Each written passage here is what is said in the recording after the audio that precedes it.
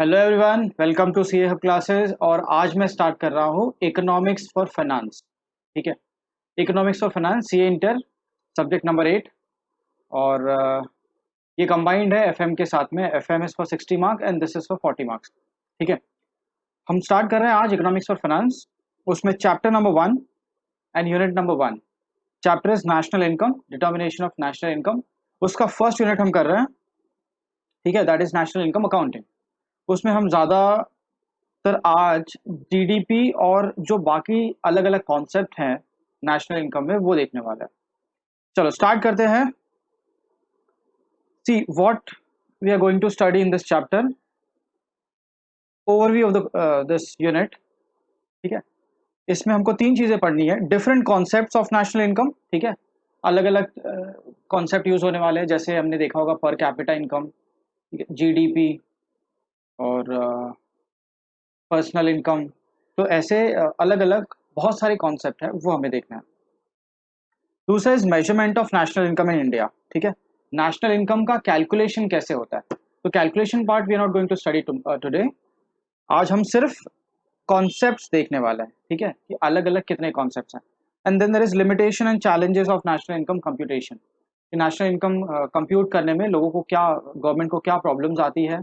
ठीक है, उसमें क्या क्या लिमिटेशंस है। मतलब नेशनल इनकम हम कभी भी 100% एक्यूरेट नहीं निकाल सकते। उसमें कुछ ना कुछ प्रॉब्लम्स है, लिमिटेशंस है, जो शायद हम हटा नहीं सकते। ठीक है, तो ये सारी चीजें अपना आज का टॉपिक नहीं है। We are studying today different concepts of national income. ठीक है, चलो will start with the concepts. या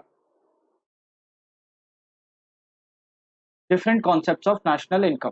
ठीक है, चलो first is gross domestic product, GDP. ठीक है, जीडीपी शॉर्ट फॉर्म में GDP. Now what is GDP? Full form is gross domestic product. ठीक है, ग्रॉस डोमेस्टिक प्रोडक्ट। मैं यहाँ पे लिख देता हूँ ग्रॉस डोमेस्टिक प्रोडक्ट। चल, what is now GDP? Full form is gross domestic product. Meaning क्या है इसका? GDP is total economic value of all goods and services produced within the domestic territory of a country in an accounting year. ठीक है, this is meaning of GDP. GDP is total economic value of all goods and services produced with in the domestic territory of a country in an accounting year. इसका मतलब ये है किसी भी country में, ठीक है, किसी भी कंट्री के अंदर एक साल में, यहाँ पे accounting year is a year. हमारे यहाँ पे the accounting year is from April to March. ठीक है, तो अप्रैल से लेके मार्च तक एक साल में इंडिया में टोटल कितना प्रोडक्शन हुआ। ठीक है, टोटल कितना प्रोडक्शन हुआ, गुड्स का भी एंड सर्विसेज का भी। ठीक है, तो this is the meaning of gross domestic product. Product is for production, domestic is for domestic territory. तो हम यहाँ पे इंडिया की बात कर रहे हैं, इंडियन टेरिटरी। और ग्रॉस का मतलब ये है कि जो हम गुड्स की वैल्यू निकालेंगे, ठीक है, तो उसके अंदर डेप्रीसिएशन भी इंक्लूडेड होगा। तो this is gross of depreciation, including depreciation, इसको इसलिए इसे ग्रॉस बोलते हैं। ठीक है, चलो अब मैं एक्सप्लेन करता हूँ एक एग्जाम्पल के थ्रू कि जीडीपी अगर मैं एग्जाम्पल लूँ तो कैसी होगी कुछ। ठीक है, चलो फर्स्ट ऑफ ऑल हम इंडिया का एग्जाम्पल ले रहे हैं। तो इंडिया में सोचो क्या क्या चीज़ें प्रोड्यूस होती है। वैसे तो बहुत सारी चीज़ें प्रोड्यूस होती है, बट एक हाइपोथेटिकल एग्जाम्पल लेते हैं कि इंडिया में क्या क्या चीज़ें बनती होंगी। ठीक है, तो यार India is an agricultural country, ऐसा बहुत पहले से बोलते आ रहे हैं हम लोग। तो लेट्स से जो एग्रीकल्चरल प्रोड्यूस है, एग्रीकल्चरल प्रोड्यूस, ठीक है, राइस, व्हीट, शुगर केन, ये बहुत सारी चीजें इंडिया में ये बनी है 1000 lakhs की, ठीक है। मैं पीरियड भी ले लेता हूँ, let's say the period is 2019 2020। तो 2019-20 पूरे साल में इंडिया में 1000 lakhs का एग्रीकल्चरल प्रोड्यूस जो है वो फार्मर्स ने किया है। एग्रीकल्चरल प्रोडक्ट्स में क्या क्या आने वाला है? तो agricultural product will include rice, wheat, ठीक है, पल्सेस और इवन द फिशिंग, ये सारी चीज़ें आप एग्रीकल्चरल में इंक्लूड करते हो। This is primary sector of the country, primary sector of the economy. चलो, इसके अलावा फॉर एग्जांपल इंडिया में कार का मैन्युफैक्चरिंग भी हुआ।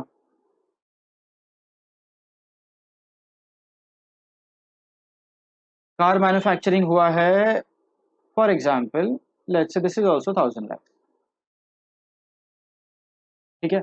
और भी चीज़ें प्रोड्यूस हुई होंगी, तो क्या क्या प्रोड्यूस हुआ है लेट्स से, और मेडिसिन्स बनाए हैं इंडिया ने बहुत सारे, मेडिसिन्स मैन्युफैक्चर्ड,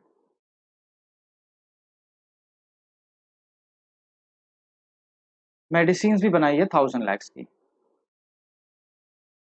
ठीक है। और बहुत सारी चीज़ें होंगी, फॉर एग्जांपल क्लोथ्स, क्लोथ्स भी बहुत बनते हैं इंडिया में, तो क्लोथ्स मैन्युफैक्चरिंग, तो क्लोथ्स हमने बनाए हैं इस साल में 1000 lakhs के, इंडिया के अंदर प्रोड्यूस हुआ है ये सब। और अदर लिख देता हूँ मैं सीधा, अदर प्रोडक्ट्स, अदर प्रोड्यूसेस, ठीक है। तो वो हो गए फॉर एग्जांपल 6000 लाख, इंडिया में इतना प्रोडक्शन हुआ है, ठीक है। ये इंडियन कंपनीज ने भी किया होगा, इंडियन लोगों ने भी किया होगा, फॉरेन कंपनीज ने भी किया होगा इंडिया में आके, ठीक है। फॉरेनर्स ने भी इंडिया में आके काम किया होगा, सब मिला के इंडियन टेरिटरी की बात रही, इंडिया के अंदर ये सब काम हुआ है। तो अगर मैं जीडीपी निकालूं टोटल, तो अपनी कंट्री की जीडीपी कितनी आ रही है? 1000, 2000, 3000, 4000 एंड 6000, दिस इज 10,000 लाख। मतलब GDP of our country is 10,000 lakhs in the year 2019-20। तो हमने पूरे साल में 10,000 लाख का प्रोडक्शन किया है साल में, पूरे साल में कंट्री के अंदर। दिस इज जीडीपी, ठीक है। जितनी भी चीजें हमने प्रोड्यूस की है वो सब कुछ इसका पार्ट होने वाली है।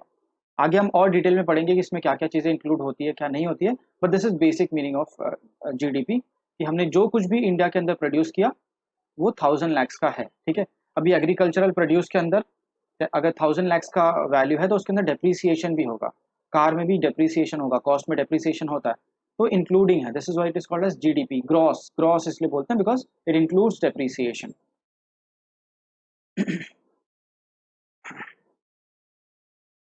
या, ठीक है।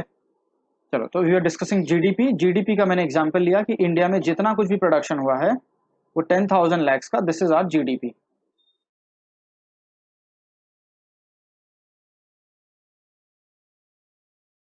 यस। अब एक और चीज मुझे बोलनी है कि प्रोडक्शन जो हुआ है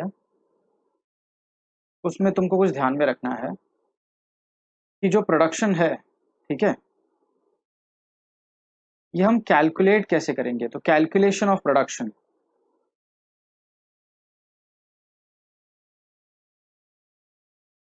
कैलकुलेशन ऑफ प्रोडक्शन, एग्जाम्पल लेता हूँ मैं, ठीक है। एग्जाम्पल है लेट्स से, ये है एक farmer, is a farmer,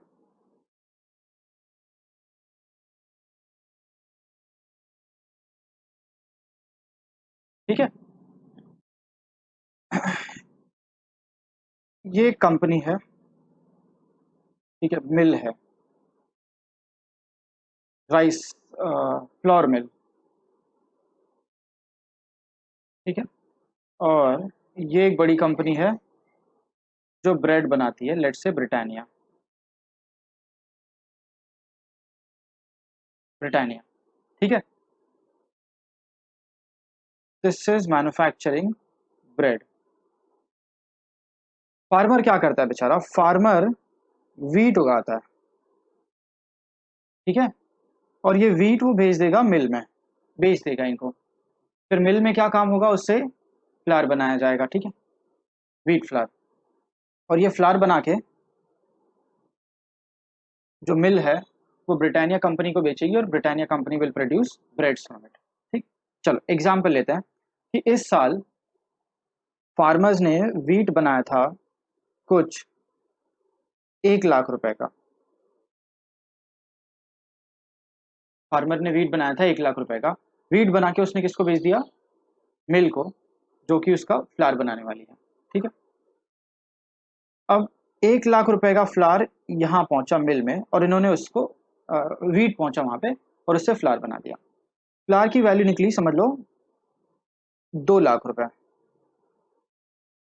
wheat से फ्लार बनाने के बाद इसकी वैल्यू हो गई 2 लाख रुपए। और ये 2 लाख रुपए का फ्लार ब्रिटानिया के पास पहुंचा, इन्होंने उससे ब्रेड बनाए और ब्रेड की वैल्यू निकल गई 5 लाख रुपए, ठीक है।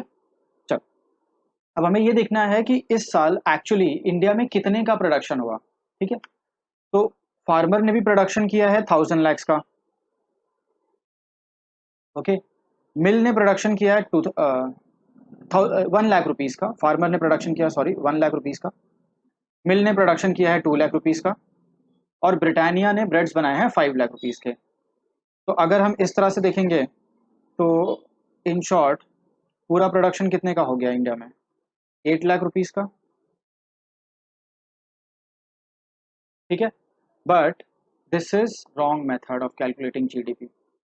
जब आप 5 लाख रुपए की ब्रेड की बात कर रहे हो तो इसके अंदर वीट है ऑलरेडी, इसके अंदर फ्लार है। जब मैं ब्रेड की वैल्यू निकाल रहा हूँ तो इसके अंदर फ्लार लगा हुआ है, और जब मैं फ्लार की वैल्यू निकाल रहा हूँ तो obviously it includes wheat. 2 lakh रुपए का अगर फ्लार है तो वो वीट से ही बना है। तो आपको कुछ ऐसा करना है कि जो वैल्यू एडिशन है वो कैलकुलेट करना है, ठीक है, कि हर एक ने कितना वैल्यू ऐड किया है इस कंट्री में, हर एक ने अपना कितना कितना कंट्रीब्यूशन दिया है। तो हमेशा जब आप प्रोडक्शन निकालोगे तो production is value addition, value added, ठीक है। तो sum of value added is going to be the production, ठीक है। अब ये वैल्यू एडेड कैसे आता है, this is nothing but value of final product minus value of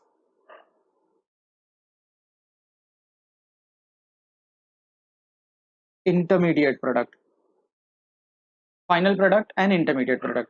चलो अब इसका मतलब क्या है, फार्मर का एग्जाम्पल लेते हैं। फार्मर ने कहीं से कुछ खरीदा नहीं था, एग्जाम्पल, फार्मर ने कहीं से कुछ नहीं खरीदा था, उसने 1 लाख रुपीज के वीट खुद की मेहनत पे उगाए हैं, कुछ उसके लिए खरीदा नहीं था उसने। तो फार्मर ने वैल्यू एडिशन किया 1 लाख रुपीज का, ठीक है, यहां तक तो 1 लाख रुपीज का वैल्यू एडिशन हुआ। तो जब मैं फार्मर की बात करूंगा, चलो पहले बात होती है फार्मर की।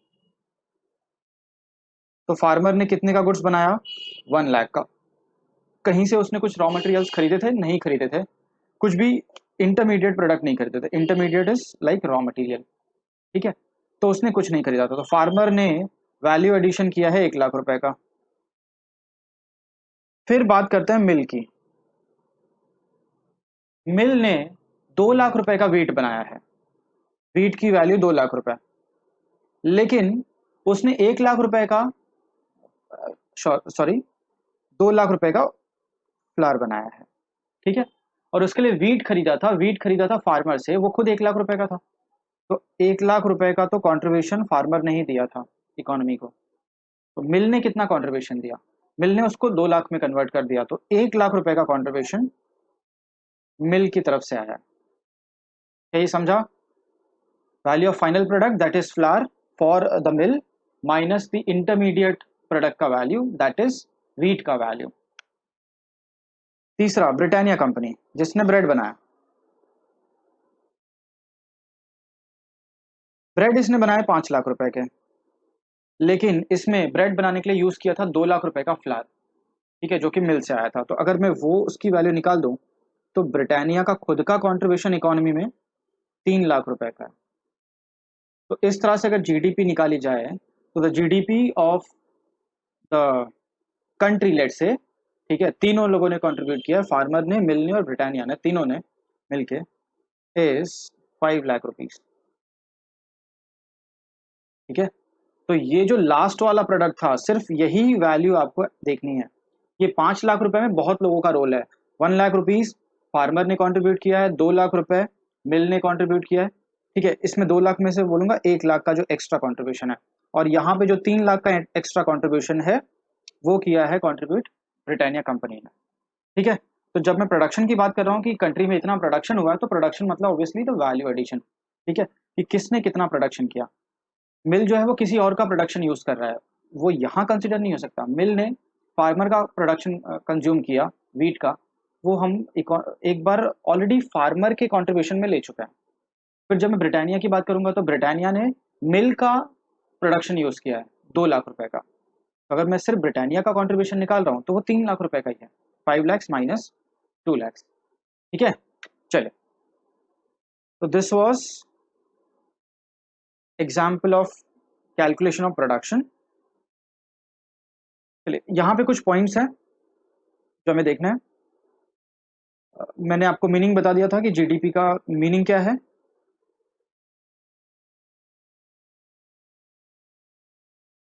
यस, देखिए ये सारे फॉर्मूलेस आपको यहाँ पे मिलेंगे कि जीडीपी जो होती है वो वैल्यू एडिशन होती है, कि हमने कितना वैल्यू एडिशन किया है। ठीक है,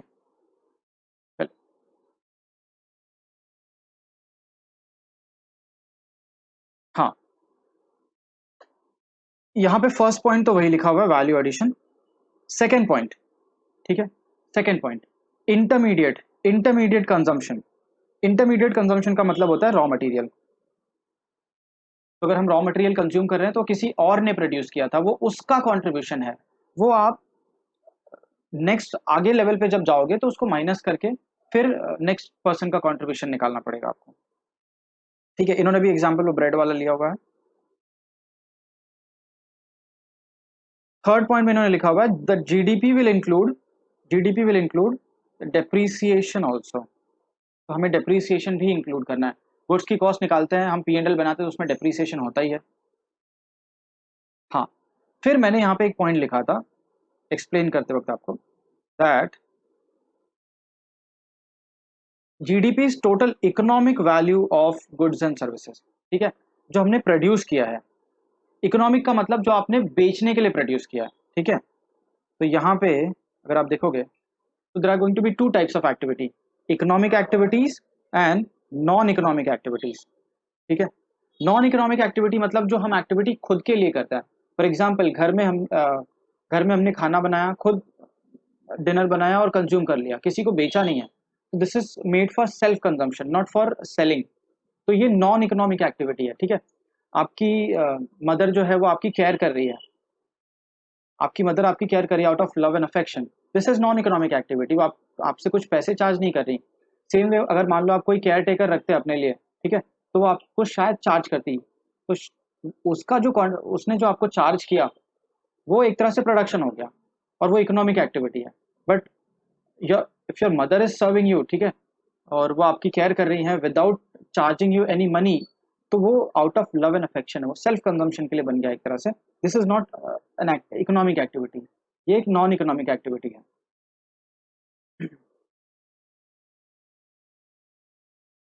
ठीक है, तो there are going to be 2 types of activities, economic as well as non economic, दोनों ही इंक्लूड होती हैं, economic as well as non economic.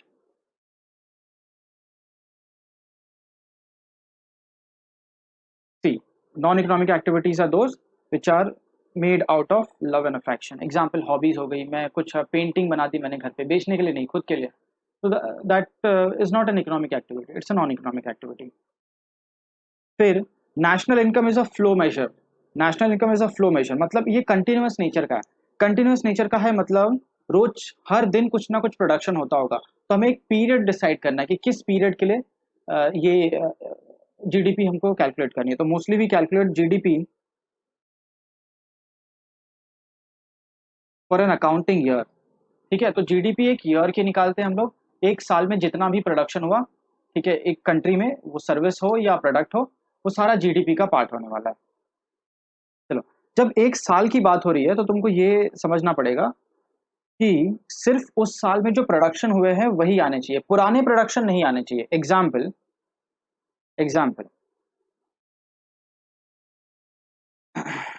ठीक है, चलो, this is someone called as mister Ram. Mister Ram के पास एक कार है, ठीक है, इनके पास एक कार है, दिस इज कार। ये कार इन्होंने खरीदी थी कुछ 2 years बैक, ठीक है, 2 साल पहले इन्होंने कार खरीदी थी, 2 साल पहले कंपनी ने बनाई थी, तो उस साल की जीडीपी में इस कार की वैल्यू आ गई। इन्होंने कार खरीदी थी, let's say it was purchased for 10 lakhs, तो 10 लाख रुपए उस साल की जीडीपी में आ गए। अब आज 2 साल बाद इन्हें ये कार बेचनी है, ये बेच रहे हैं अपनी कार मिस्टर श्याम को, मिस्टर श्याम कितने में बेच रहे हैं? Let's say he is selling this car for 5 lakh रुपए, 5 lakhs, ठीक है। तो 5 लाख रुपए के लिए मिस्टर श्याम ने राम ने अपनी कार श्याम को बेच दी। तो इन्होंने कुछ ना कुछ सेल तो किया, ठीक है, कुछ सेल किया है, इनके पास पैसे आए हैं, तो क्या ये इस साल की जीडीपी में इंक्लूड होगा या नहीं होगा? ठीक है, अब तुम्हें ये ध्यान देना है ये इस साल की जीडीपी में इंक्लूड होगा या नहीं होगा। देखिए, सिंपल सा आंसर है, ये 2 साल पहले की जीडीपी में आ चुका है, ये इस साल का प्रोडक्शन है ही नहीं। ये कार 2 साल पहले बनी थी, 2 साल पहले सेल हो चुकी है, तो ये 5 लाख रुपए का जो इस बार ट्रांजेक्शन हुआ है, this will not form part of GDP. Simple सी बात है, कोई भी सेकेंड हैंड सेल जो होगा वो जीडीपी का पार्ट नहीं होने वाला है। बट बीच में इन दोनों को मिलाया था एक थर्ड पार्टी ने, ठीक है, जिसका नाम था Baburao Apte. He is an agent, commission agent. तो कार बिकवाने के लिए इन्होंने कमीशन ली है, ठीक है। कितनी कमीशन चार्ज की? इन्होंने कमीशन चार्ज की है ₹10,000। मिस्टर श्याम और मिस्टर राम को इन्होंने मिलाया है, and he is charging ₹10,000 as commission for that, ठीक है। अब ये जरा सोचो कि क्या ये कमीशन जीडीपी का पार्ट होने वाला है या नहीं होने वाला है। See, Baburao has provided service, Baburao has provided service to mister Ram and Shyam, agent की सर्विस प्रोवाइड की है, ठीक है, और ये सर्विस पहली बार प्रोवाइड हो रही है। तो इस सर्विस में जो बाबूराव आप्टे ने 10,000 रुपए अर्न किए, this will form part of GDP, ये जीडीपी में आएगा। ये जीडीपी में नहीं आने वाला इस साल, ये भी जीडीपी में इस साल नहीं आएगा, but this 10,000 rupees will form part of GDP of 2019-20, ठीक है। तो ये सर्विस इस साल प्रोवाइड हुई है, तो ध्यान रखना जब भी कोई सेकेंड हैंड सेल हो रहा है, सेकेंड हैंड सेल होगा तो आप उसका वैल्यू नहीं लेने वाले हो जीडीपी में, बट उस सेल को उस सेल में हो सकता है कोई एजेंट इन्वॉल्व हो और उस एजेंट ने कुछ कमीशन चार्ज किया हो, वो जीडीपी के अंदर आने वाला है, इतना ध्यान रखना। तो वही पॉइंट इसमें लिखा हुआ है कि जब भी हम जीडीपी निकालेंगे तो सेकेंड हैंड कुछ भी है वो नहीं लेंगे, ठीक है। इसके अलावा तुमको एक और पॉइंट बता दूं मैं,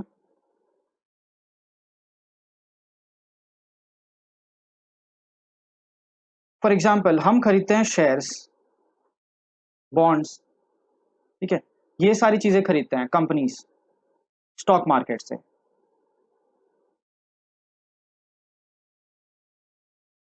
ठीक है। जो जो लोग शेयर्स वगैरह में ट्रेडिंग करते हैं उन्हें आइडिया होगा कि हम स्टॉक मार्केट से शेयर्स, डिबेंचर्स, बॉन्ड्स ये सब खरीद सकते हैं। बट ध्यान रखो, ये ये भी एक सेकंड हैंड होता है। कंपनी ने शेयर होल्डर्स को शेयर इशू कर दिए, उसके बाद शेयर होल्डर्स जो है वो आपस में बाइंग सेलिंग करते होते हैं। तो अगर मैंने आज मान लो 10 लाख रुपए के शेयर खरीदे, तो ये जीडीपी का पार्ट नहीं बनने वाला, ठीक है। दीज आर फाइनेंशियल गुड्स, और ये जीडीपी का पार्ट नहीं होने वाले। कोई प्रोडक्शन नहीं हुआ है कंट्री में, ऐसा कुछ नहीं हुआ है, ठीक है, कुछ प्रोड्यूस नहीं हुआ है। ये तो ऑलरेडी मार्केट में चल रहे थे शेयर्स, ठीक है, बस एक जन दूसरे को बेच रहे हैं, फिर वो दूसरा तीसरे को बेचेगा, ये एक्टिविटी चलती ही रहेगी। तो all these shares and debentures जो फाइनेंशियल असेट्स हैं वो जीडीपी के अंदर नहीं आते, ठीक है। तो ये भी जीडीपी के अंदर नहीं आने वाले, नेक्स्ट पार्ट, जीडीपी में क्या क्या चीजें आती है क्या नहीं आती। नेक्स्ट पार्ट, जीडीपी के अंदर जब हम जीडीपी कैलकुलेट करने लगेंगे तो डेप्रीसिएशन बिल्कुल ऐड करना है, और हम स्टॉक जो यूज करते हैं, ठीक है, तो स्टॉक यूज करोगे तो ऑब्वियसली कहीं ना कहीं कोई कंपनी है स्टॉक यूज कर रही है, कंजम्पशन तो हो रहा है, ठीक है। तो changes in stock, changes in stock that is closing stock minus opening stock. तो अगर आपने कुछ स्टॉक कंज्यूम किया है, ठीक है, एक्स्ट्रा स्टॉक कंज्यूम किया है, वो भी जीडीपी का पार्ट बनने वाला है, जीडीपी का पार्ट बनने वाला है। रॉ मटेरियल का स्टॉक हो गया या आपने एक्स्ट्रा फिनिश गुड्स प्रोड्यूस किया, that will all form part of GDP. तो fresh production of finish goods और consumption of raw material will form part of GDP, ठीक है। चलो, तो दिस इज जीडीपी। में फटाफट वापस से एक बार रिवाइज करा देता हूँ, जीडीपी में हमने क्या क्या देखा। सी, GDP is the full form of GDP is gross domestic product. Gross इसलिए because it includes depreciation in it, ठीक है। डोमेस्टिक इसलिए बिकॉज इंडियन टेरिटरी में क्या काम हुआ है हम वो सिर्फ देख रहे हैं, और प्रोडक्ट मतलब सारे प्रोडक्ट्स एंड सर्विसेज हम देखने वाले हैं। अब ये कितने पीरियड का कैलकुलेशन होगा, 1 साल, 2 साल, 10 साल, ये एक अकाउंटिंग पीरियड 1 साल का कैलकुलेशन होगा, ठीक है। तो GDP is calculated for a year. अच्छा, प्रोडक्शन मतलब क्या, प्रोडक्शन मतलब यहाँ पे बहुत लोग गुड्स प्रोड्यूस कर रहे हैं, ठीक है, कोई फार्मर है वो भी प्रोडक्शन कर रहा है। मैंने एग्जांपल लिया कि कोई राइस मिल या फ्लोर मिल वाली व्हीट फ्लोर मिल बना रही है, वो भी कंपनी प्रोडक्शन कर रही है। Britannia is also producing breads. तो इन सब ने अपना अपना प्रोडक्शन किया होगा। जब आप प्रोडक्शन की वैल्यू निकालोगे तो production means the final goods, value of final goods minus the value of intermediate goods. आपको रॉ मटेरियल्स की कॉस्ट निकाल देनी है, बिकॉज रॉ मटेरियल हो सकता है किसी और ने बनाए थे और वो अपने अपना कॉन्ट्रीब्यूशन जीडीपी में दे चुका है। तो अगर मैं वीट की बात करूँ तो wheat is not contribution of Britannia, वो फार्मर का कॉन्ट्रीब्यूशन है, तो फार्मर ने जीडीपी में वो कॉन्ट्रीब्यूट किया, हम ऐसा लिखेंगे, ठीक है। चलिए, उसके बाद हमने क्या देखा था कि that the GDP is calculated for a year. इसके अंदर डेप्रीसिएशन होता है, सेकेंड हैंड प्रोडक्शन नहीं आता, सेकेंड हैंड सेल नहीं आता।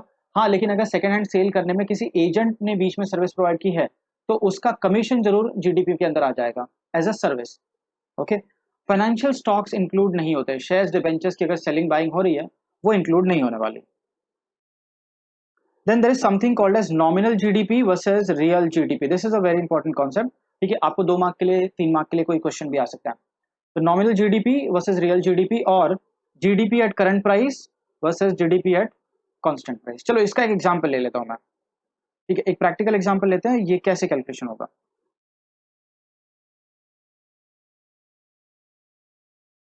सी example, GDP at current and constant price. मैंने आपको बोला जीडीपी का मतलब है एक ईयर में एक कंट्री में टोटल कितना प्रोडक्शन हो रहा है, goods as well as services का टोटल प्रोडक्शन कितना हो रहा है, ठीक है। चलो, तो उसी का एग्जांपल लेते हैं। Let's say in the year 2015, ठीक है, इन द ईयर 2015 मैं एक किसी एक पर्टिकुलर प्रोडक्ट की बात कर रहा हूँ, ठीक है। तो मैं कार की बात कर लेता हूँ, चलो ऐसा समझो कि इंडिया में सिर्फ कार ही बनती है, ठीक है। तो कार की बात कर रहे हैं हम लोग। एक साल में 2015 में इंडिया में नंबर ऑफ कार्स बनी थी 1 लाख, 1 लाख कार्स, ठीक है, 1 लाख कार्स। और इनकी प्राइस थी, प्राइस, एक कार की प्राइस थी, for example let's say this is also 1 lakh, ठीक है। एक कार की प्राइस 1 लाख। तो टोटल वैल्यू कितनी आ गई, टोटल जीडीपी, टोटल जीडीपी, ठीक है, 10 जीरो है यहाँ पे, तो मैं बोल सकता हूँ दैट दिस इज 1000 crores। मतलब GDP of India during 2015 was 1000 crores। क्या ये समझा? यस, ठीक। 1000 कार्स, हमने 1 लाख कार्स बनाए थे, 1 लाख कार्स, एक कार का price at that time was 1 lakh, और टोटल जो वैल्यू आई थी सारी की सारी कार्स के मिला के इट वाज 1000 crores। अब ये सोचिए कि विथ टाइम इंडिया में क्या डेवलपमेंट्स हुए हैं। तो अब मान लो 2019 चल रहा है और इस साल कार्स बने हैं सिर्फ 80,000 कार्स। 2019 में इंडिया में सिर्फ 80,000 कार्स बने हैं। तो मुझे जरा बोलो, क्या इंडिया की जीडीपी बढ़ी है या कम हो गई है? वैसे तो मैं बोलूंगा यार, इंडिया की जीडीपी पहले 1000 कार्स थी, अब 80,000 कार्स है, ये तो कम हो जानी चाहिए। यस, कम हुई है, बट अगर आप लोग वैल्यू निकालोगे तो शायद कुछ और नंबर्स आएंगे आपको। सी, अब कार की प्राइस 2019 में 2 लाख रुपए हो चुकी है, 2 लाख रुपीस पर कार। तो टोटल वैल्यू जो आने वाली है, this will be 1600 crores. The GDP of India in the year 2019 is 1600 crores, जबकि GDP of 2015 was only 1000 crores। ये 1000 crores था, अब 1600 crores हो गया। यहाँ पे तो इंक्रीज है, बट ये करंट प्राइस की बात हो रही है, ये करंट प्राइस है। और मैं जब बोलूं कि करंट प्राइस की बात हो रही है, मतलब इन्फ्लेशन की वजह से जीडीपी बढ़ गई है, रियल जीडीपी नहीं बढ़ी है। रियल जीडीपी नहीं बढ़ी है, रियल जीडीपी तब बढ़ेगी जब आप ज्यादा नंबर ऑफ यूनिट्स प्रोड्यूस करोगे। तो नंबर ऑफ यूनिट्स प्रोड्यूस्ड तो डिक्रीज हो गए, 1 लाख से 80,000 पे आ गए। ठीक है, तो अगर मुझे रियल जीडीपी निकालनी है तो तुमको क्या करना पड़ेगा? रियल जीडीपी निकालने के लिए आप कांस्टेंट प्राइस रखो। कांस्टेंट प्राइस मतलब एक base price low, and base price let's say 2015 का जो प्राइस था वो बेस है, इट इज 1 लाख रुपीज। तो अगर मैं 1 लाख रुपीज पे ही 2019 की कार्स को भी वैल्यू करूं, ठीक है, this is eight current price, और अब मैं कांस्टेंट प्राइस पे वैल्यू करता हूं, कांस्टेंट। तो 2015 की प्राइस थी 80,000 कार्स इनटू 1 लाख रुपीज, तो 2015 की प्राइस है, इस हिसाब से इंडिया का जीडीपी इज ओनली 800 करोड़। बताओ, 800 करोड़। तो अब अगर आप देखोगे तो 1000 करोड़ 2015 में, 800 करोड़ 2019 में, तो यहाँ तो वैल्यूज कम हो गई है। तो एक्चुअल में अगर मैं बोलूँ तो real GDP has decreased, this is real GDP. GDP at constant price is real GDP, GDP has decreased. और ये जो जीडीपी था 1600 crore, this was called as nominal GDP और GDP at current price, and this is real GDP, GDP at constant price. ठीक है, तो आपको differentiation के लिए ये पार्ट आता है एग्जाम में कि आप जीडीपी एट रियल प्राइस और जीडीपी एट कांस्टेंट प्राइस, इनका डिफरेंस बताओ। तो ये डिफरेंस है, बिकॉज ऑफ इन्फ्लेशन जीडीपी बढ़ सकती है, बट रियल में हो सकता है जीडीपी में इंक्रीज ना हो, सिर्फ वैल्यू बढ़ी हो, प्राइस बढ़ा हो गुड्स का बिकॉज ऑफ इन्फ्लेशन, प्रोडक्शन नहीं बढ़ा हो। ठीक है, अगर प्रोडक्शन नहीं बढ़ा है तो रियल में इंक्रीज नहीं हुआ। तो this was nominal GDP versus real GDP, ये वाला पार्ट हमने डिस्कस किया। नेक्स्ट पार्ट, एक next concept, gross national product. Gross national product, ठीक है, अभी तक हमने देखा था ग्रॉस डोमेस्टिक प्रोडक्ट, अब आ गया ग्रॉस नेशनल प्रोडक्ट। ठीक है, तो फर्क इस वर्ड का है, डोमेस्टिक की जगह इन्होंने वर्ड यूज किया है नेशनल। ठीक है, इसका मतलब क्या है? सी, डोमेस्टिक जब बात हो रही थी तो डोमेस्टिक का मतलब था एक टेरिटरी, इंडियन टेरिटरी, उस टेरिटरी में कितना प्रोडक्शन हो रहा है, चाहे वो फॉरेनर्स आके प्रोडक्शन कर रहे हो, चाहे वो फॉरेन कंपनीज आके प्रोडक्शन कर रही हो। लेकिन जब मैं ग्रॉस नेशनल प्रोडक्ट की बात कर रहा हूं तो मैं नेशनैलिटी की बात कर रहा हूं, नेशनैलिटी, पर्सन की नेशनैलिटी, कंपनीज की नेशनैलिटी, कि इंडियन जो नेशनल्स हैं उन्होंने कितना प्रोडक्शन किया है, भले वो बाहर जाके उन्होंने प्रोडक्शन किया हो, बाहर जाके अर्न किया हो। इंडियन कंपनीज ने कितना प्रोडक्शन किया है, भले वो इंडिया में किया हो या बाहर जाके किया हो। ठीक है, यहाँ पे मैं नेशनैलिटी देख रहा हूँ, टेरिटरी बिल्कुल नहीं देखनी, सिर्फ इंडियन नेशनल्स का ही प्रोडक्शन देखना है, इंडियन कंपनीज हो या इंडियन इंडिविजुअल हो। ठीक है, उसका एग्जाम्पल ले लेते हैं। अच्छा, अगर मैं हमें एक कोई फॉर्मूला यूज करना है कि जीडीपी से जीएनपी तक पहुंचना है तो क्या करना है?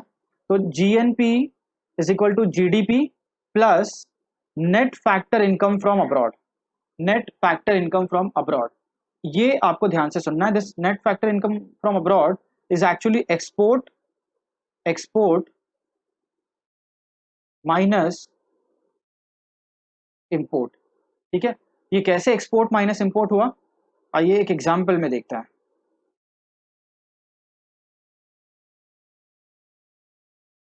चलो, ये अपना एग्जांपल, दिस इज इंडिया। ठीक है, इंडिया, ये इंडिया के अंदर, this is Indian territory, India के अंदर यहां, ठीक है, इंडिया के अंदर 1000 lakhs का प्रोडक्शन हुआ है। हो सकता है किसी चाइनीज कंपनी ने भी प्रोड्यूस किया हो ये गुड्स, किसी अमेरिकन कंपनी ने भी प्रोड्यूस किया और इंडियंस ने भी प्रोड्यूस किया, सब ने मिलके। तो दिस 1000 lakhs इज जीडीपी। ठीक है, this 1000 lakhs is GDP of India.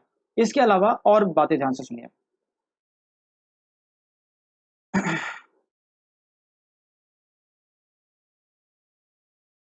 Foreigners in India earned foreigners in India earned 200 lakhs। ठीक है, फॉरेन कंपनीज की मैं बात करूं या फॉरेन नेशनल्स जो इंडिविजुअल्स है उनकी बात करूं, उन सब ने मिलके 200 lakhs इंडिया में अर्न किया है, इंडिया में प्रोडक्शन किया होगा, अर्न किया होगा। तो ये 1000 का ही पार्ट हो गया, मतलब इस 1000 में से 200 का कंट्रीब्यूशन फॉरेनर्स ने दिया है। ठीक है, उसी तरह से हमारे इंडियंस भी बाहर जाके काम करते होंगे, इंडियन कंपनीज भी बाहर जाके काम करती होंगी। तो Indian nationals, Indians have earned rupees 300 lakhs outside India. तो ये आउटसाइड इंडिया है, समझ लो, this is outside India, this is outside India. ठीक है, यहाँ पे Indians, let's say these are Indians, सारे लोग हो गए इंडियंस, इंडियंस ने 300 lakhs अर्न किया है और ये फॉरेनर ने अर्न किया था 200 लाख इंडिया के अंदर। ठीक है, अब ध्यान से तुम सोचो, बहुत ध्यान से सोचना, इस 1000 में से जो 200 lakhs फॉरेनर्स ने अर्न किया है वो तो अपनी कंट्री में लेके जाएंगे, वो अपनी कंट्री में लेके जाएंगे। तो this will not be Indian income. एक तरह से आप समझो ये इंडियन इनकम है ही नहीं, ये 200 लाख रुपए यहाँ कमा तो रहे लेकिन ये लेके जाएंगे बाहर। तो अब अगर मैं सोचूं कि 1000 में से 200 तो गया, इंडिया के पास बचा सिर्फ 800, लेकिन टेंशन की बात नहीं है, इंडियंस बाहर से कुछ पैसे लेके आ रहे हैं, 300 lakhs लेके आ रहे हैं। तो 300 lakhs इंडिया का हो गया जो इंडियंस बाहर से अर्न करके लेके आ रहे हैं, और 200 lakhs इंडिया के बाहर चला गया जो फॉरेनर्स ने इंडिया में अर्न किया था। तो 1000 प्लस 300 माइनस 200, तो अगर मैं इंडियन इनकम निकालूं तो this comes to 1100 lakhs of rupees. This is called as GNP, gross national product. ठीक है, और ये जो 300 माइनस 200 आपने किया, this is called as net factor income from abroad. This is export, ये इंडिया में इंडियन सर्विसेज एक्सपोर्ट हुई है बाहर, वहां से पैसे आए हैं, और ये इंपोर्ट हुआ, बाहर के लोगों ने आके इंडिया में काम किया है। ठीक है, तो इंडिया से पैसे बाहर चले गए, इंडिया से पैसे बाहर चले गए, बाहर वालों की सर्विस हमने रिसीव की और पैसे बाहर चले गए। तो export minus import, 100 is your net factor income from abroad. Net factor income from abroad is 100। तो आप सीधा सीधा लिख सकते हो, this is GDP plus 100 NFIA, net factor income from abroad, दोनों मिलके हो गया 1100 lakhs, and this is your GNP। ठीक है, दिस इज योर GNP। तो ये है आपका GNP 1100 lakhs। सिंपल फॉर्मूला यही था।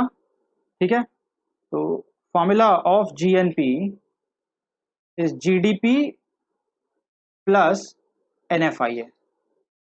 Can this NFIA be negative? Yes, अगर मान लो उल्टा केस हो जाता कि इंडियंस ने बाहर 200 lakhs अर्न किया है और फॉरेनर्स ने इंडिया में 300 lakhs अर्न किया, तो this would have been 200 minus 300, तब ये 100 नेगेटिव आ जाता। ठीक है, तो आप समझो यहाँ पे if NFIA is positive, if NFIA is positive, GNP will be greater than GDP. Yes, because NFIA positive है, NFIA GDP में ऐड होगा, GNP बढ़ जाएगी। और अगर उल्टा हो गया, इफ NFIA इज नेगेटिव, मतलब बाहर से पैसे आए कम है गए ज्यादा है, जो इंडिया के साथ मोस्टली होता है, उस केस में GNP will be less than GDP।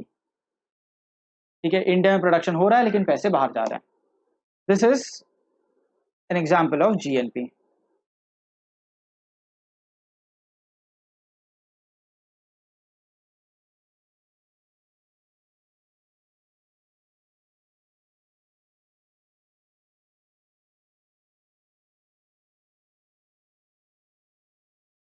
या वही है। ठीक है, तो जब भी वर्ड नेशनल आ जाए, सी GDP, D was domestic and GNP N is national. तो जब भी वर्ड नेशनल आ जाए, बस आपको क्या करना है, आपको GDP के अंदर NFIA ऐड करना है। नेशनल का मतलब आपको नेट कर देना पड़ेगा, इंडियन नेशनल्स की इनकम माइनस फॉरेन नेशनल्स की इनकम, तो नेट नेशनल इनकम आ जाएगी, net factor income from abroad आ जाएगी। ठीक है, then we have net domestic product. Net domestic product, this is simple. Net domestic product मतलब आपको डेप्रीसिएशन की वैल्यू जो है वो GDP में से हटा देनी है। तो सिंपल आपको एक काम करना है, GDP minus depreciation is your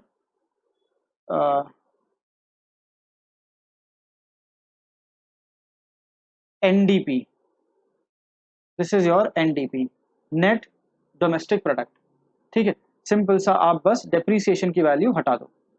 okay, yes. Then we have net national product.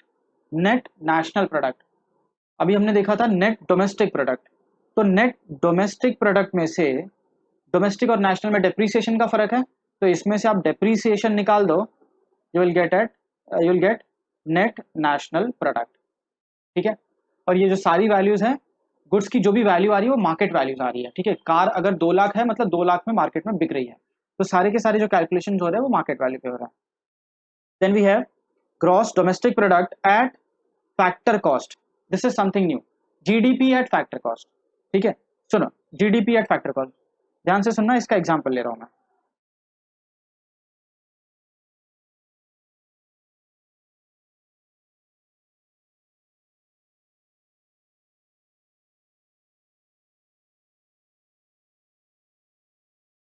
या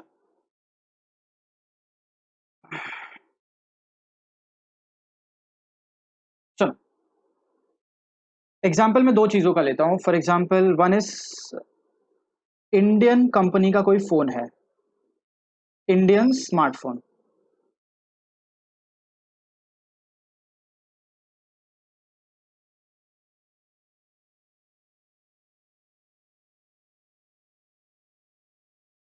एंड सेकेंड इज अल्कोहल। वो भी इंडिया में ही बन रही है, बट कहीं ना कहीं यूज आप लोग सब जानते हो अलग है।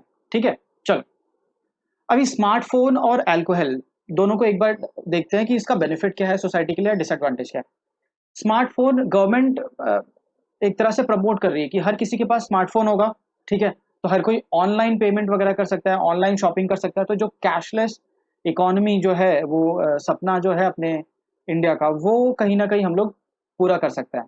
तो हर किसी के लिए उसके पास इस कैशलेस इकोनॉमी के लिए हर किसी के पास स्मार्टफोन होना चाहिए। तो गवर्नमेंट चाहती है कि स्मार्टफोन जो है वो पब्लिक को सस्ते में मिले, और अल्कोहल जो है वो कहीं ना कहीं हेल्थ के लिए खराब है, तो गवर्नमेंट चाहती है अल्कोहल कम बिके, अल्कोहल ज्यादा ना बिके बल्कि स्मार्टफोन ज्यादा बिके।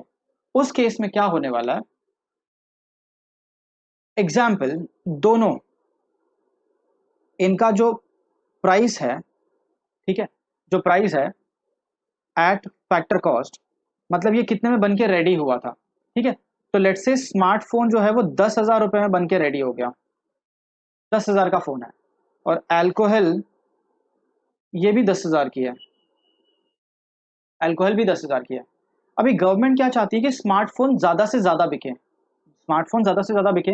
हो सकता है 10,000 ज्यादा हो जाए, जो लोग बिलो पॉवर्टी है उनके लिए शायद ये फोन खरीदना बहुत डिफिकल्ट हो जाए। तो गवर्नमेंट ने प्रोवाइड कर दी इसके ऊपर subsidy,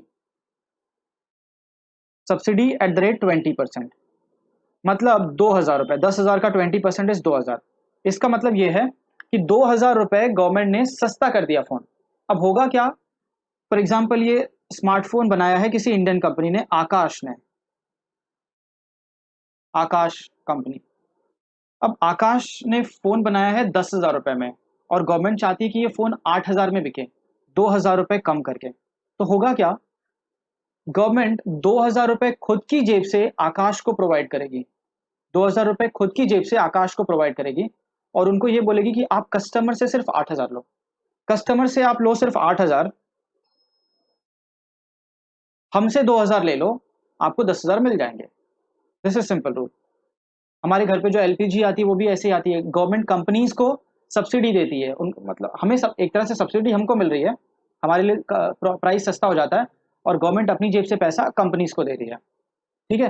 this is a case of Indian smartphone. दूसरा, अल्कोहल। अल्कोहल ऐसी चीज है जिसका सेल कम होना चाहिए, लोगों तक नहीं पहुंचना चाहिए।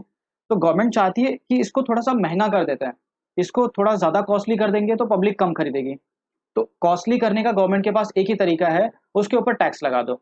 तो गवर्नमेंट ने लगा दिया टैक्स, लेट्स से जीएसटी, ठीक है। GST is an indirect tax, ये जीएसटी लगा दी 50%। तो 10,000 का 50% इज 5,000, ये कितना हो गया, 15,000। समझ गए, 10,000 का 50% इज 5,000, इस फोन की वैल्यू हो गई 15,000। सी, दो प्रोडक्ट हैं, दोनों का फैक्टर कॉस्ट, मतलब ये जो बन के रेडी हुआ था, ठीक है, वेजेस लगा था, रॉ मटेरियल्स वगैरह लगे थे, ये सब मिला के और प्रॉफिट ऐड करके 10,000 का ही है दोनों, बट एक 8,000 में कस्टमर को मिल रहा है, एक 15,000 में मिल रहा है। तो दिस इज प्रोडक्ट का value at, this is market value और मार्केट प्राइस। तो ये 8,000 और 15,000 जीडीपी निकालते वक्त 8,000 और 15,000 जीडीपी में ऐड होगा, this is GDP at market value. लेकिन अगर मैं देखूं तो कहीं ना कहीं इसमें 2,000 रुपए का कंट्रीब्यूशन गवर्नमेंट का है, और ये 5,000 रुपए भी गवर्नमेंट को गया है। अगर वो मैं निकाल दूं, ठीक है, तो रियल जीडीपी जो पब्लिक के हाथ में पैसे गए हैं उसका आइडिया लग पाएगा आपको, ठीक है। तो दिस 8,000 एंड 15,000। अब सोचो जरा, आप फैक्टर कॉस्ट से मार्केट वैल्यू तक पहुंचने के लिए आपने क्या किया, सब्सिडी माइनस की, और जीएसटी जो इनडायरेक्ट टैक्स है वो ऐड किया। बस सिंपल सा काम आपको करना है। तो जब भी हम जीडीपी एट मार्केट वैल्यू निकालेंगे, this is GDP at factor cost plus indirect taxes, उससे होगा क्या, गुड्स की मार्केट वैल्यू थोड़ी बढ़ जाएगी, महंगा हो जाएगा, माइनस सब्सिडीज, सब्सिडीज से क्या होगा कि गुड्स की वैल्यू कम हो जाएगी। तो this is formula of GDP at market price, ठीक है। अगर मुझे इसका उल्टा करना हुआ, जीडीपी एट फैक्टर कॉस्ट निकालना हुआ, तो this is GDP at market value minus indirect tax, अब माइनस हो जाएगा, ठीक है, और ये दोनों साथ में थे, तो सब्सिडी जो है वो ऐड हो जाएगी। ये एक फॉर्मूला बन गया, ठीक है। यही सेम फॉर्मूला आपको आपके मॉड्यूल में दिया हुआ है।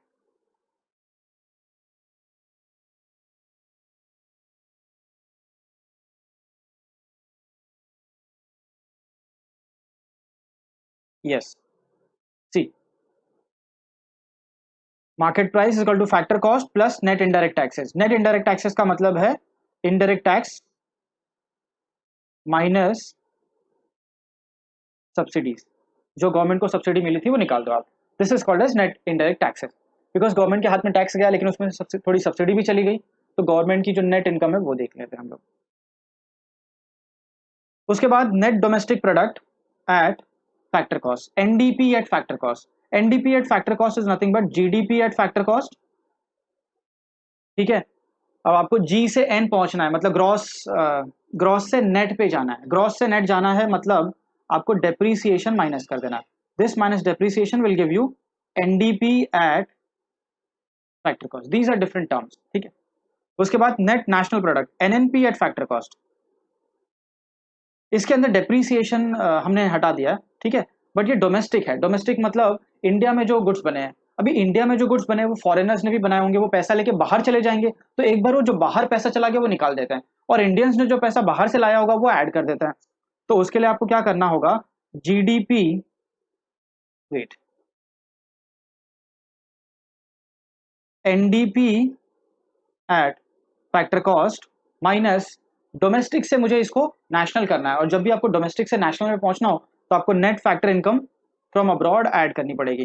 तो बस आप क्या करिए यहाँ पे plus net factor income from abroad, मतलब बाहर से जो पैसे आए और गए उनका एडजस्टमेंट कर दीजिए, ठीक है। तो this is called as national income. याद रखना एनएनपी एट फैक्टर कॉस्ट को ही हम नेशनल इनकम बोलते हैं, ठीक है। फैक्टर कॉस्ट क्यों, बिकॉज जो मार्केट वैल्यू में टैक्सेस और सब्सिडी लगा था वो नेशनल्स के पास नहीं गया, वो गवर्नमेंट के पास चला गया, तो वो हमने हटा दिया, ठीक है। और एनएफआईए जो नेशनल्स की इनकम थी वो लेनी है, ना कि डोमेस्टिक इनकम, तो मैंने नेशनल इनकम के लिए फॉरेन इनकम जो होती है वो एडलेस कर दी, ठीक है। एक्सपोर्ट माइनस इंपोर्ट, जो बाहर से इनकम आ रही है वो ऐड कर दो, जो इनकम इंडिया से बाहर चली गई वो लेस कर दो, ठीक है। चलो उसके बाद we have something as per capita income. Per capita income हमने 12th में भी देखा था कि पर पर्सन क्या जीडीपी आ रही, तो this is nothing but GDP divide by the total population of a country, ठीक है। इस मामले में जीडी पर कैपिटा इनकम में जो इंडिया है वो काफी पीछे है, बिकॉज जीडीपी तो हमारी अच्छी है, जीडीपी में मैं बोल दूं हम 5th पोजीशन पे हैं वर्ल्ड में, जीडीपी के मामले में हम 5th पोजीशन पे है वर्ल्ड में, बट ग्रॉस पर कैपिटा इनकम की जब बात आती है तो हम हंड्रेड्स के बाद आते हैं, 130 139 समथिंग अपना नंबर आता है, बिकॉज पॉपुलेशन इतनी ज्यादा है कि ऑल्दो इंडिया की इनकम ज्यादा है बट हर एक पर्सन के हाथ में बहुत कम इनकम आती है, ये प्रॉब्लम है। उसके बाद we have something called as personal income, ठीक है। National income is not personal income, ध्यान से सुनिएगा, national income is not personal income. इन दोनों के बीच में फर्क क्या है, सी, नेशनल इनकम मतलब कंट्री की इनकम, और पर्सनल इनकम मतलब पब्लिक की इनकम क्या हुई, ठीक है, इंडिविजुअल्स के हाथ में क्या जा रहा है। तो इंडिविजुअल्स हाथ के हाथ में कभी कभी वो इनकम भी जाती है जो वो कभी अर्न नहीं करते, ठीक है। वेट,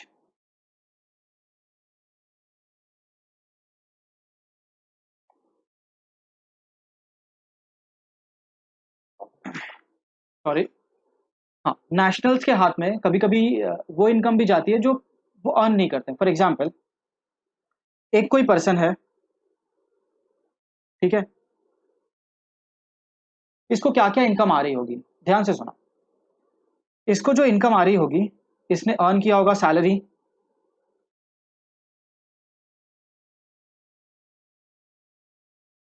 तो इनको मिल रही है सैलरी, ठीक है, प्लस इसे पेंशन भी आती है, ठीक है, पेंशन, प्लस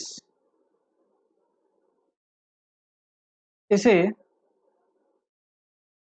पेंशन के साथ साथ इस साल में, ठीक है, समझ लो कोई गिफ्ट वगैरह भी मिल गया, गिफ्ट भी मिल गया।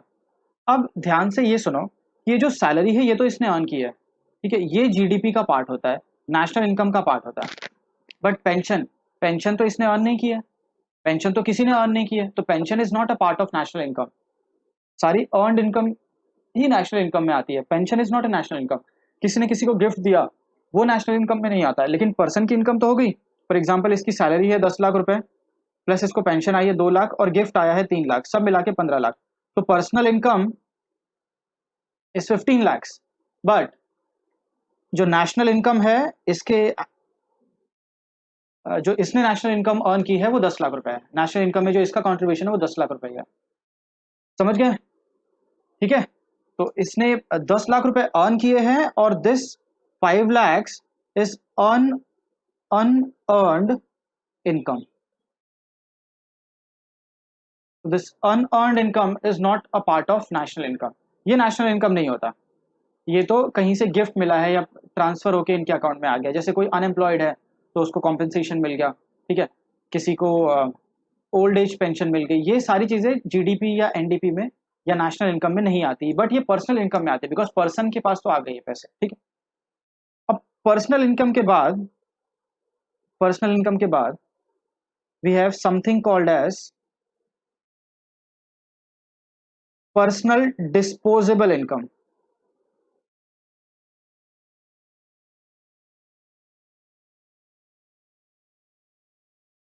पर्सनल डिस्पोजेबल इनकम, ठीक है, डिस्पोजेबल मतलब जो हम खर्च कर सकते हैं। अब प्रॉब्लम ये है कि हम जितने भी पैसे अर्न करते हैं, योर पर्सनल इनकम, वो तुम खर्च नहीं कर सकते, उसमें से तुमको पे करना पड़ता है डायरेक्ट टैक्सेस।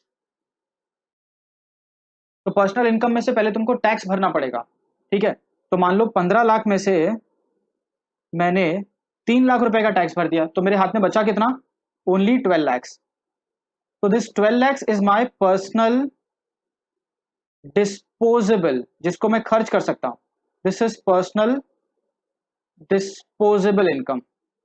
तुम सिर्फ इतना ही पैसा खर्च कर सकते हो, only 12 lakhs, this is personal disposable income, ठीक है। और ये पर्सनल डिस्पोजेबल इनकम तक आते आते बहुत सारी चीजें जो है वो एडजस्ट हो जाती हैं। तो अभी तक हमने बहुत सारे कॉन्सेप्ट देखे, ठीक है, GDP, NDP, GNP, NNP, factor cost at market price, ठीक है, personal income, personal disposable income, इन सबको एक बार मैं समअप करने के लिए ना एक टेबल बनाता हूँ, एक डायग्राम बनाता हूँ, उसके अंदर सारी चीजें बहुत अच्छे से इनकॉर्पोरेट हो जाएंगी, ठीक है। इस डायग्राम को आप रिवीजन के लिए यूज कर सकते हो।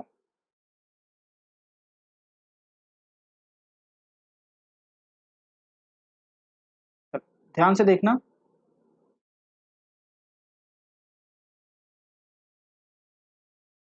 Okay, this is the diagram, ये डायग्राम हम लोग देखने वाला है। सी, ये रिवीजन के लिए आप यूज कर सकते हो। NFIA plus GDP is called as GNP, ठीक है। GDP के अंदर में अगर NFIA ऐड कर दूं तो दिस विल बिकम GNP, ठीक है। अब GNP में से अगर मैं डेप्रीसिएशन निकाल दूं तो दिस विल बिकम ग्रॉस से क्या हो जाएगा, ये नेट। तो this will become NNP, but this NNP is eight market value, ठीक है। अब आप इसमें से क्या करिए, इसमें से NNP this is eight market value, तो इसमें से टैक्स निकाल दीजिए, और सब्सिडी जो माइनस हो गई थी, माइनस मार्केट वैल्यू निकालते टाइम माइनस हो गई थी, उसको ऐड कर दीजिए। तो this minus indirect tax plus subsidy will give you NNP eight factor cost, and this is national income, ठीक है, NNP एट फैक्टर कॉस्ट। अब इसमें से क्या ये सारी इनकम अपने पास आने वाली है? नहीं। इसमें से होगा क्या, जब इस इनकम का डिस्ट्रीब्यूशन होने लगेगा, तो कंपनीज ने कुछ अर्न किया है, तो कंपनीज हमेशा, होता ऐसा है कि सारी इनकम डिस्ट्रीब्यूट नहीं करते हैं, ठीक है, कुछ अनडिस्ट्रीब्यूटेड इनकम होती है। फॉर एग्जाम्पल, हमने कुछ अर्न किया, उसमें से पीएफ कट गया, ठीक है, पीएफ कट गया तो वो अपने पास आया ही नहीं, ठीक है, टीडीएस कट गया, ईएसआई कट गया, ये सारे जो कॉन्ट्रीब्यूशंस वो अपने पास नहीं आते हैं, ठीक है। इसके अलावा हो सकता है कि कंपनी सारे पैसे नहीं बांट के थोड़ा रिजर्व रख ले आपके अपने पास, आपको पूरा डिविडेंड भी नहीं दे, ठीक है। तो होता क्या है कि नेशनल इनकम में से बहुत सारी चीजें आपको नहीं मिलती, उसको बोलते हैं अनडिस्ट्रीब्यूटेड प्रॉफिट। अनडिस्ट्रीब्यूटेड प्रॉफिट वो आपके पास नहीं आएगा, प्लस आपके पास ट्रांसफर पेमेंट जरूर आ जाएगी। ट्रांसफर पेमेंट का मतलब पेंशन, ठीक है, पेंशन और कॉम्पेंसेशन वो आपके पास आ जाएंगे। तो NNP eight factor cost, national income minus undistributed profit plus transfer payment will give you personal income, this is your personal income. और एक बार पर्सनल इनकम में से हम डायरेक्ट टैक्सेस माइनस कर दें, माइनस डायरेक्ट टैक्सेस, तो हमको मिल जाएगा पर्सनल डिस्पोजेबल इनकम। तो ये डायग्राम है जो आपको रिवाइज करते वक्त ध्यान देना, ठीक है।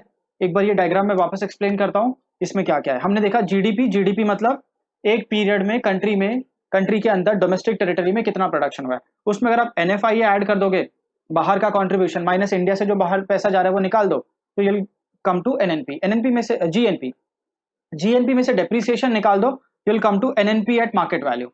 ठीक है। एनएनपी एट मार्केट वैल्यू में से आप इनडायरेक्ट टैक्स निकाल दो, ठीक है, बिकॉज इनडायरेक्ट टैक्स की वजह से मार्केट वैल्यू बढ़ गई थी, उसको कम करना है तो माइनस कर दो, और सब्सिडी की वजह से मार्केट वैल्यू कम हो जाती है, अब उसको बढ़ाना है, बढ़ा दो, आप फैक्टर कॉस्ट तक पहुंच जाओगे। ये पैसा जो है फैक्टर्स तक मतलब पब्लिक तक पहुंचा है, फैक्टर का मतलब पब्लिक हो गया, ये पैसा पब्लिक तक पहुंचा है, that is what this is called as national income. लेकिन इसमें से भी सारा पैसा नहीं पहुंच पाता, कुछ अनडिस्ट्रीब्यूटेड प्रॉफिट कंपनी रिजर्व रख लेती है, पीएफ में कंट्रीब्यूट कर देती है, ईएसआई में कंट्रीब्यूट कर देती है, ठीक है, तो ये पैसा आपके पास नहीं आया, तो मैंने इसको डिडक्ट कर दिया। इसके अलावा हमको कुछ अनअर्नड इनकम भी मिलता है, अनअर्नड मतलब हमने कमाई नहीं फिर भी मिल गई, जैसे गवर्नमेंट से कॉम्पेंसेशन आ गया, पेंशन आ गया, या कोई गिफ्ट आ गया, दिस कॉल्ड एज ट्रांसफर, इसको हम बोलते हैं ट्रांसफर पेमेंट, ठीक है, हमारे अकाउंट में ट्रांसफर होकर आ गई, तो ये ऐड कर दोगे, you'll come to personal income. Personal income मतलब जो तुम्हारी इनकम है, बट ये इनकम तुम खर्च नहीं कर सकते, तुमको पहले भरना पड़ेगा डायरेक्ट टैक्स, इनकम टैक्स। अब ये इनकम टैक्स भरने के बाद जो बचा, this is your disposable income. Disposable मतलब ये हम स्पेंड करेंगे, ठीक है, या तो हम स्पेंड करेंगे या फिर हम सेव करेंगे, इसमें से या तो हम स्पेंड करेंगे या हम सेव करेंगे, ये पैसे अपने हाथ में बचने वाला है। तो ये था अलग अलग concept in this chapter, GDP, GNP, NFIA, depreciation, ये सारे कॉन्सेप्ट आपको एक ही साथ में पढ़ने हैं। इनमें से एक आध कोई कॉन्सेप्ट एग्जाम में भी आ जाता है, दो मार्क का शायद, ठीक है, तो आपको बहुत ध्यान से पढ़ना है, और रिविजन के टाइम पे ये डायग्राम आप जरूर याद रखिए, ठीक है।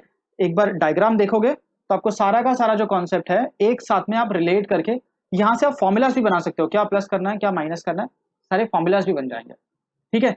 चलो, तो हमने बहुत सारे कॉन्सेप्ट अलग अलग देखे, और इन सबको हमने समराइज भी कर लिया।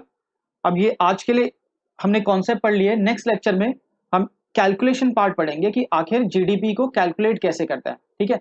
जीडीपी कैलकुलेट करने के जो मेथड्स हैं, 3 मेथड हैं, वो हम लोग नेक्स्ट लेक्चर में पढ़ने वाले हैं। आज के लिए our topic was concept, different concepts of national income, और ये सारे कॉन्सेप्ट हमने आज डिस्कस कर लिए। आपको अगर कुछ भी डाउट है तो आप प्लीज डाउट जो है वो अपने कमेंट में लिखिए, हम उसके ऊपर नेक्स्ट लेक्चर में डिस्कशन कर सकते हैं, या फिर आपके डाउट्स क्लियर कर सकते हैं। ओके, चलो, बाय बाय।